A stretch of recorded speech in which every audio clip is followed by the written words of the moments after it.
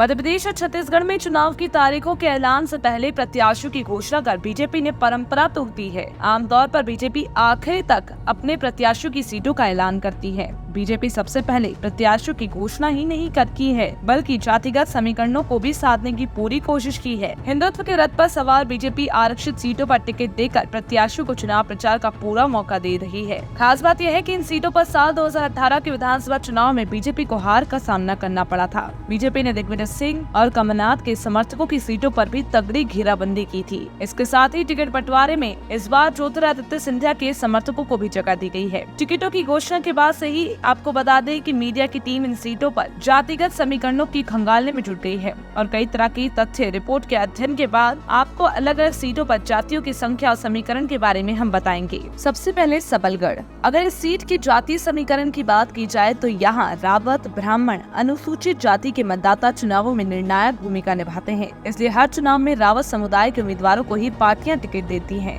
Sumawali seat की जातीय समीकरणों पर बात करें तो यहाँ पर कुशवाहा बिरादरी के 42,000 वोट हैं, क्षत्रिय वोट 28,000 हैं, गुर्जर वोट 26,000, दलित वोट 36,000, किरार यादव 14,000, ब्राह्मण 16,000 और अन्य बाकी कई हैं। इस सीट पर 2,17,000 की वोटिंग होती है। इसके साथ ही पिछोर की अगर बात करें तो पिछोर क्षेत्र काफी जाना माना क्षेत्र है। यहाँ पर सबसे ज्यादा संख्या वोटरों की ब्राह्मण समाज की है, उसके बाद धाकर समाज और आदिवासी समाज की भी। चाचौड़ा की बात करें तो चाचौड़ा में सीट पर मीना समाज का बोलबाला है, इसलिए बीजेपी ने मीना कार्ड के रूप में सियासी दाव चला है। चंदेरी की अगर बात करें तो चंदेरी विधानसभा चुनाव में जातिगत आंकड़ों को कुछ इस प्रकार देखा गया है। 25,000 अनुसूचित जनजाति हैं और कई हजार अनुसूचित जनजाति हैं, 18,000 यादव समाज और लोधी समाज भी वहां पर ज्यादा है। और ऐसे कई क्षेत्रों और कई ऐसी जगहें हैं जहां पर पार्टी समाज और हिंदुत्व कार्ड खेलकर अपने प्रत्याशियों को जमीनी स्तर पर उतारी है, क्योंकि बीजेपी अच्छी तरीके से जानती है जो जिस जगह जिस समाज का बोलबाला होता है, अगर उस प्रत्याशी को ही उसी बीच खड़ा कर दिया जाए तो पूरे आसार होते हैं उस प्रत्याशी के जीतने के। ऐसे में ये कहना गलत नहीं होगा कि हिंदुत्व के रथ पर सवार बीजेपी अब जातीय समीकरणों की फसल काटने की कोशिश में है।